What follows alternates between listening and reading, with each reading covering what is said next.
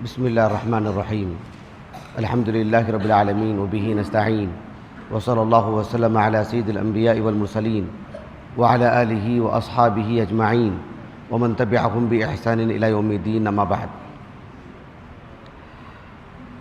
ماہ رمضان کی ابتدا ہو چکی ہے الحمدللہ، اور رب العالمین کے فضل و کرم سے پہلی تراویح بھی ہو چکی ہے۔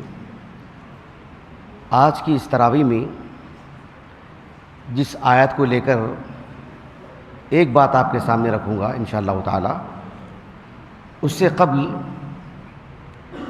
ایک اہم بات یہ ہے کہ یہ جو ماہ رمضان ہے جس میں اللہ رب العالمین نے قرآن مجید نازل فرمایا، اللہ تعالیٰ نے کہا سورۃ البقرہ ہی میں، شہر رمضان الذی انزل فیہ القرآن۔ میری آنے والی جو باتیں ہیں اس کے لیے یہ باتیں سمجھنا بے حد ضروری ہے کہ اللہ رب العالمین نے رمضان میں قرآن مجید کو نازل کیا، اور شیطان کو اللہ رب العالمین نے جو رسوا کیا ہے، اللہ رب العالمین کی عبادت سے انکار کی وجہ سے، تکبر کی وجہ سے، خصوصاً رمضان کے مہینے میں شیطان کے لیے مزید رسوائی ہے، مزید رسوائی۔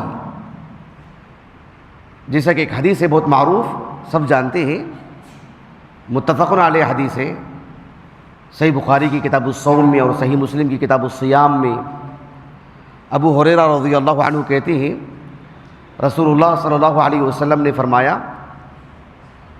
اذا جاء رمضان فتحت ابواب الجنہ وغلقت ابواب النار وصفدت الشیاطین۔ ذرا دونوں میں مناسبت دیکھیے۔ ماہ رمضان میں خصوصیت کے ساتھ شیطان کے لیے رسوائی ہے، اس کو بیڑیوں میں جگڑ دیا گیا ہے خصوصیت کے ساتھ ماہ رمضان میں۔ ان باتوں کو اگر آپ سمجھ لیے ہوں تو جو بات میں آپ کو بتانے جا رہا ہوں وہ بات سمجھنے میں بہت آسانی ہوگی انشاءاللہ تعالی، اور بات بڑی کام کی ہے۔ وہ یہ ہے کہ اللہ رب العالمین آدم علیہ السلام کو اس دنیا میں بسانے سے پہلے ایک جنت میں رکھا تھا، اور ابلیس بھی وہاں تھا۔ غور کرنے کی بات ہے، اللہ سبحانہ و تعالیٰ کی نافرمانی دونوں سے ہوئی، ابلیس سے بھی اللہ رب العالمین کی نافرمانی ہوئی، اور آدم علیہ السلام سے بھی اللہ کی نافرمانی ہوئی۔ اللہ سبحانہ و تعالیٰ نے جب جنت سے دونوں کو نکالا تو جو الفاظ اللہ نے استعمال کیے نکلنے کے لیے وہ قابل غور ہیں کہ آدم علیہ السلام کے لیے اللہ تعالیٰ نے کس طرح کا لفظ استعمال کیا اور ابلیس کے لیے کس طرح کا لفظ استعمال کیا۔ اس سے اندازہ لگائیے آپ، نصر اللہ السلامہ۔ آج کی تراویح میں سورۃ البقرہ کے آغاز میں جو آیتیں ہم نے سنی ہیں، اللہ رب العالمین نے فرمایا فَأَزَلَّهُمَا الشَّيْطَانُ عَنْهَا فَأَخْرَجَهُمَا مِمَّا كَانَا فِيهِ۔ اب دیکھیں وَقُلْنَا اهْبِطُوا بَعْضُكُمْ لِبَعْضٍ عَدُوٌّ، کیا فرمایا اللہ رب العالمین نے؟ وَقُلْنَا اهْبِطُوا بَعْضُكُمْ لِبَعْضٍ عَدُوٌّ وَلَكُمْ فِي الْأَرْضِ مُسْتَقَرٌّ وَمَتَاعٌ إِلَىٰ حِينٍ فَتَلَقَّىٰ آدَمُ مِن رَّبِّهِ كَلِمَاتٍ فَتَابَ عَلَيْهِ إِنَّهُ هُوَ التَّوَّابُ الرَّحِيمُ۔ اس کے بعد کیا کہا اللہ رب العالمین نے؟ قُلْنَا اهْبِطُوا مِنْهَا جَمِيعًا فَإِمَّا يَأْتِيَنَّكُم مِّنِّي هُدًى فَمَن تَبِعَ هُدَايَ فَلَا خَوْفٌ عَلَيْهِمْ وَلَا هُمْ يَحْزَنُونَ۔ ان آیتوں میں اللہ رب العالمین نے آدم علیہ السلام، آپ کی زوجہ حوا اور ابلیس، تینوں کو ایک ساتھ نکلنے کے لیے اللہ رب العالمین نے کہا، اور اس کے لیے حبوط یا حبوط، یہ لفظ اللہ رب العالمین نے استعمال کیا، ایک ساتھ جب ملا کر بیان کیا۔ وَقُلْنَا اهْبِطُوا مِنْهَا جَمِيعًا وَقُلْنَا اهْبِطُوا بَعْضُكُمْ لِبَعْضٍ عَدُوٌّ، اور اس کے بعد قُلْنَا اهْبِطُوا مِنْهَا جَمِيعًا اس میں کیا دقیق فرق ہے وہ بتانے سے پہلے ایک بات یہ بھی معلوم کر لیں کہ عربی زبان میں ہبط کیا فعل ہے؟ ہبط. اس کا جو بنیادی معنی ہے جیسے کہ ابن فارس نے کہا رحمہ اللہ تعالی معجم مقاییس اللغہ میں، کہا کہ کلمۃ تدل علی الانحدار، کوئی چیز اوپر سے لڑکتی ہوئی نیچے آ رہی ہے، جیسے پہاڑ سے چٹان لڑکتی ہوئی نیچے آتی ہے نا، اس کی شکل و صورت کیسی ہوتی ہے ہم تصور میں لا سکتے ہیں، دیکھ بھی سکتے ہیں اس کو. بلکہ آج کی تراویح میں ہم نے سما بھی کیا. اللہ رب العالمین نے فرمایا ثم قست قلوبکم من بعد ذلك فهي كالحجارة او اشد قسوة وان من الحجارة لما يتفجر منه الانهار وان منها لما يشقق فيخرج منه الماء. اس کے بعد وان منها لما يهبط من خشية الله. کچھ پہاڑ کے کچھ چٹان کچھ حصے ایسے ہیں جو اوپر سے گرتے ہیں، لیکن ان کے گرنے کے لیے لفظ کیا استعمال کیا اللہ نے؟ یہبط من خشیت اللہ. تو ہبطہ کے اندر جو معنی ہے وہ سمجھ میں آیا آپ کو؟ ہبطہ کے اندر ایک معنی یہ آتا ہے جیسے انسان کا ایک مقام ہے، اس مقام سے نیچے اتر جانا، اس کا مقام چھین لینا، اس کا منصب لے لینا، اس کی عزت نکال دینا. ایسے الفاظ استعمال کرنا کہ ہم نے اسے جو مقام دیا تھا اب وہ مقام نہیں رہ گیا، اس کے ساتھ ہمارا ایسا معاملہ کہ ہمارے دل میں اس کی جو وقعت تھی اب نہیں رہ گئی ہے. اس کے لیے بھی یہ بات آتی ہے، صرف اوپر سے نیچے اترنے کے لیے نہیں، مقام گھٹنے کے لیے بھی. آج بھی ہم نے تراویح میں سنا اللہ رب العالمین نے فرمایا بنی اسرائیل کے لیے اللہ کی کیا کیا نعمتیں تھیں وادی تیہ میں. وَإِذْ قُلْتُمْ يَا مُوسَىٰ لَن نَّصْبِرَ عَلَىٰ طَعَامٍ. اللہ رب العالمین کی طرف سے من و سلوہ اتر رہا تھا نا، لیکن دیکھو انہوں نے ناشکری کی، اس سلسلے کو ختم خود کیا انہوں نے. اور اللہ رب العالمین نے کیا فرمایا؟ ٹھیک ہے اہبطوا مصرا فإن لكم ما سألتم. کیا کہا اللہ رب العالمین نے؟ اہبطوا مصرا، یعنی اللہ سبحانہ و تعالیٰ کی طرف سے ان کو جو نعمتیں مل رہی تھی. بعض لوگوں کو عزت راس نہیں آتی ہے، بعض لوگوں کو قدردانی راس نہیں آتی ہے، تو اللہ سبحانہ و تعالیٰ نے ان کو جو مقام دیا تھا، جو عزت کی روزی روٹی عطا فرما رہا تھا، انہوں نے اسے از خود ختم کیا. تو اللہ تعالیٰ نے کہا کہ ٹھیک ہے کھیتی باڑی کر لیں، جائیں کسی علاقے میں، کسی مکان میں، کسی گاؤں چلے جائیں، کھیتی باڑی کر لیں، لگے رہیں، محنت کرتے رہیں، مشقت اٹھائیں. لفظ کا استعمال کیا اللہ رب العالمین نے؟ اہبطوا مصر فإن لكم ما سألتم. حالانکہ یہی لفظ اللہ رب العالمین نے اللہ کے ایک نبی نوح علیہ السلام کے لیے بھی استعمال کیا، لیکن مطلق نہیں، مقید. اللہ رب العالمین نے سورۃ ہود میں نوح علیہ السلام کے قصے میں بیان فرمایا. جب آپ کشتی میں سوار تھے اور طوفان نوح معروف ہے، جب طوفان تھما، کشتی کنارے آئی، جب اترنے کی بات آئی تو اللہ نے کیا فرمایا؟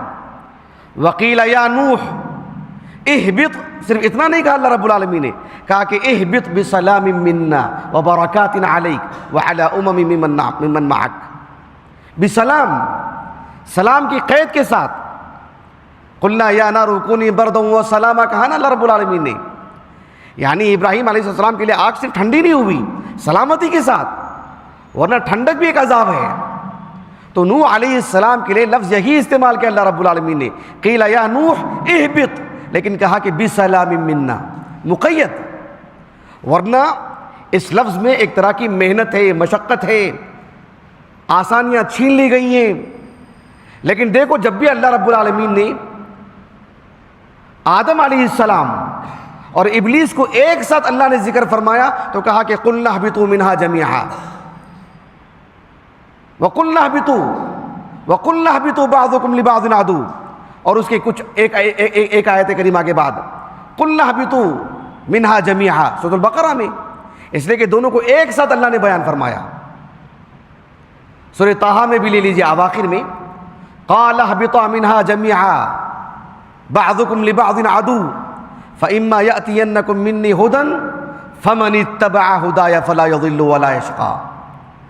لیکن اب میں اصل بات آپ کو سمجھا رہا ہوں، وہ یہ ہے کہ جب بھی اللہ رب العالمین نے آدم علیہ السلام اور ابلیس علیہ اللعنہ، ان دونوں کو جب بھی اللہ نے بیان فرمایا تو کہا کہ قلنا اہبطوا منہا جمیعا وقلنا اہبطوا منہا جمیعا.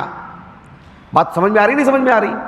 لیکن جب صرف ابلیس کو اللہ نے مخاطب ہو کر کے کہا، صرف ابلیس کو، تو اس کے لیے صرف حبت کا لفظ استعمال نہیں کیا اللہ رب العالمین نے، اس کے ساتھ ساتھ اللہ رب العالمین نے اخراج کی بھی بات کی، ذلت اور رسوائی کے لیے۔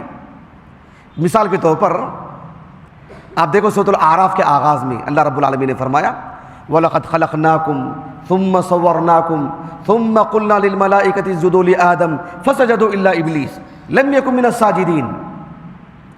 اس کے بعد کیا فرمایا اللہ رب العالمین نے؟ قَالَ مَا مَنَعَكَ أَلَّا تَسْجُدَ إِذْ أَمَرْتُكَ قَالَ أَنَا خَيْرٌ مِّنْهُ خَلَقْتَنِي مِن نَّارٍ وَخَلَقْتَهُ مِن طِينٍ۔ اس کے بعد کیا آیت کریمہ کوئی پڑھ کے سنا سکتے ہیں؟ کیا فرمایا اللہ رب العالمین نے؟ قال، ابلیس سے کہہ رہے ہیں اللہ رب العالمین، اللہ سبحانہ و تعالیٰ یہاں آدم سے نہیں کہہ رہے ہیں علیہ السلام، کس سے کہہ رہے ہیں؟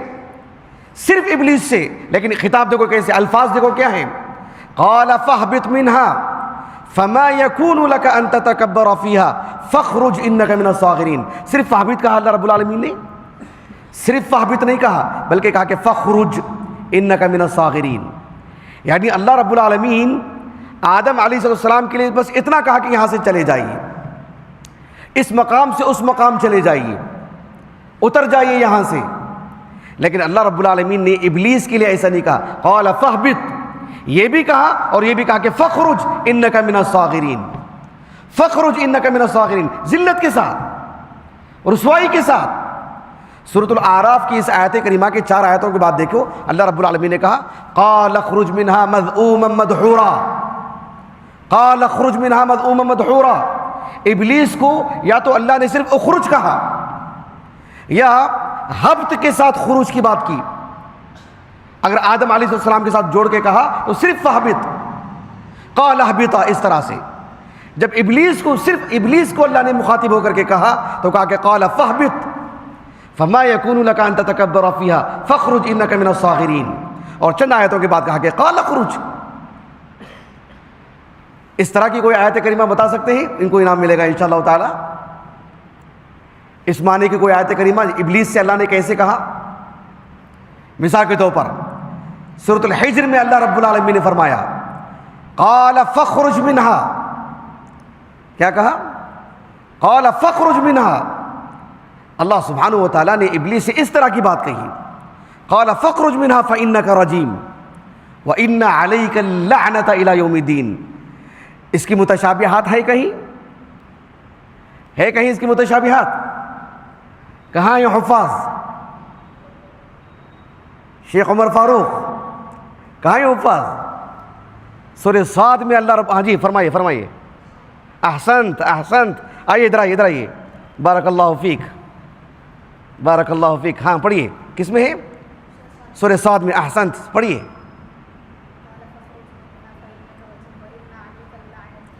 نہیں نہیں نہیں نہیں، قال فاخرج منها فإنك رجیم، اس کے بعد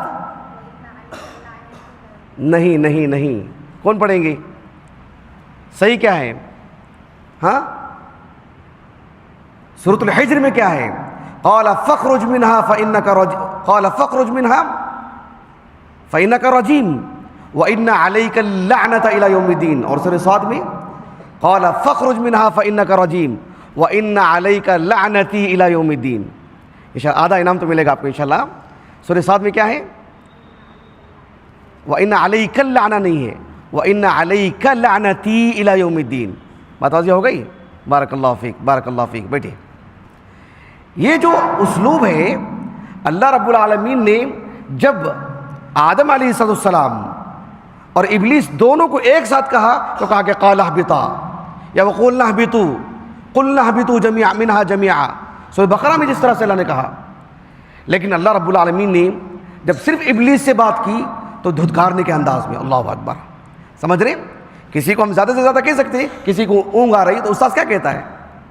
ہم استاذ کا عمل کیا ہوتا ہے؟ بھائی باہر چلے جائیے، جا کے منہ دھو کے آ جائیے، ایک ہلکا پھلکا عتاب، ہلکا پھلکا انداز، کھڑے ہو جائیے، جا کے منہ دھو کے آ جائیے، اتنی سی بات ہوگی عام طور پر کلاسوں میں جو بات دیکھنے میں آتی ہے۔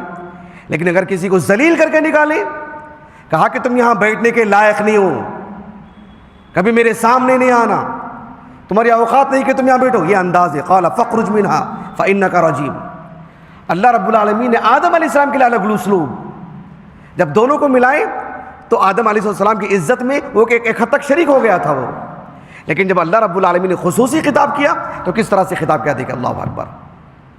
یہ جو دقیق بات ہے، یہ بات ایک عرب عالم ہے امارات کے، جن کا نام ہے دکتور اللہ المستعان دکتور احمد ابن صابر، دکتور احمد ابن صابر جو شارجہ کے رہنے والے ہیں. ان کی کتاب ہے من غریبی بلاغت القرآن الکریم فی سورتئی الفاتحہ والبقرہ.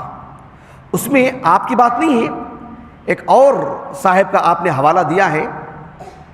ان کی کتاب کا نام ہے متشابہ النظم القرآنی فی قصۃ آدم علیہ السلام. جو اس کے مصنف کا جو نام لکھے اس کتاب کے مصنف کا، ان کا نام ہے دکتور عبد الجواد طبق، لیکن الجواد اللہ رب العالمین کے اسماء الحسنہ میں سے نہیں ہے. نام ہے مصنف کا تو میں نے پڑھ کے سنا دیا، اللہ کے اسماء الحسنہ میں سے الجواد نہیں ہے. تو بہرحال میں نے یہ اس لیے آیتوں کا انتخاب کیا، یہ بتانے کے لیے کہ شیطان کے لیے رسوائی ہے تو ہے ہی، لیکن رمضان کی مناسبت سے خصوصی طور پر صفدت الشیاطین کہا گیا، اور پھر اس مناسبت سے ابلیس کے لیے ہر پہلو سے جو ہے ذلت و رسوائی ہے.